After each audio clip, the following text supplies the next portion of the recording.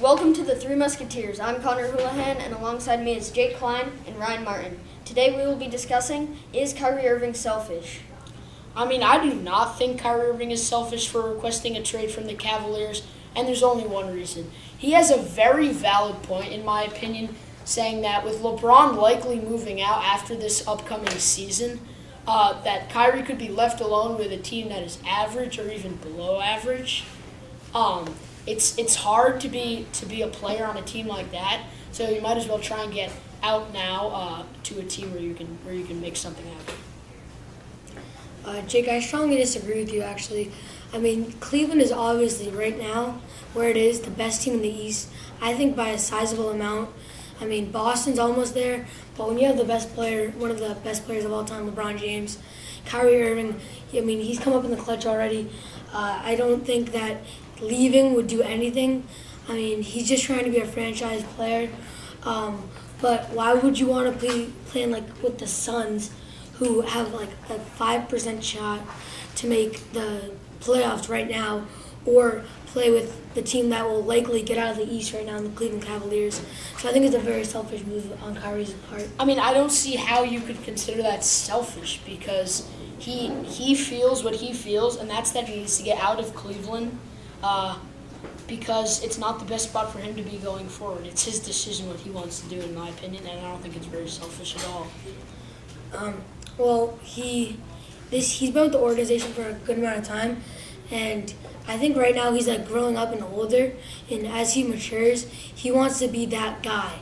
He wants to be the franchise player, which why? It doesn't really make sense, because in sports, usually 99% of the time, the number one goal is the ring. Kyrie Irving has already gotten a ring with this team. He's proven that he can help this team win, and with the players he has around him, he can get back to it. So why would you want to be the franchise player when it's a team sport and the team comes first, and on this team he can get another ring? Our second topic today will be, who do you have, Mayweather or McGregor? I have to go with Mayweather, and there's just one simple reason, and that's because this is boxing. Conor McGregor has 3 losses, and that's in MMA, against other MMA fighters who know what they're doing in that situation. Now he's had a few months to come into a totally new type of fighting, a totally new situation, and against the best. So to come into a new sport and play the best that there is always going to be tough. That'd be like me walking right onto a basketball court and trying to beat LeBron James. It just is tough. I'm actually going to have to go with the underdog here. I think Conor McGregor is going to pull out in this fight. Mayweather's had the whole year off. This guy, he's getting old. He's almost in his 40s. And he's only, as you said, he only has a few months to prepare for an MMA fighter right now who is in his prime. Conor McGregor, this kid is one of the best MMA fighters we've ever seen. And I think he can take Mayweather down in about 5 rounds. I don't see, in my opinion, Mayweather knocks him out in 3 seconds if he wants to. I just don't see.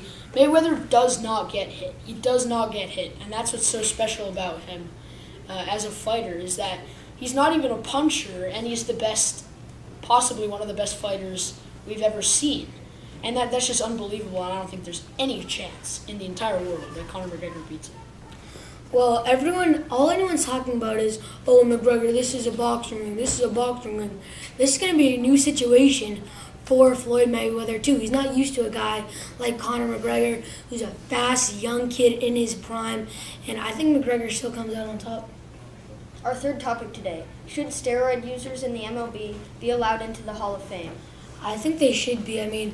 Barry Bonds has hit the most home runs by any player of all time, and he's not in the Hall of Fame. That makes absolutely no logical sense to me at all. You got guys like Sammy Sosa, Mark McGwire. These guys are home run hitters.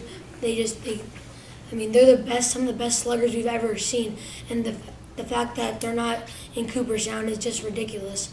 Everyone loved to see Sosa versus McGwire, and you just don't get that these days, and I think they should definitely be allowed in. Sure, they were fun to watch at that time, but if you look at it, they cheated. Did Barry Bonds really hit 700-plus home runs? No. I mean, if you look at the guy with the Pirates, he was a twig, and then all of a sudden he comes to the Giants, and he's like this big monstrous guy. Like, it just doesn't work that way. And same with Sosa, same with McGuire. Like, they cheated. It's just not the right thing to do, and you shouldn't get rewarded in baseball's sacred place for it. I just don't get that. Well, that will be our wrap-up. This is the Three Musketeers. I'm Connor Houlihan. Alongside me, Jake Klein and Ryan Martin. Good night and thank you.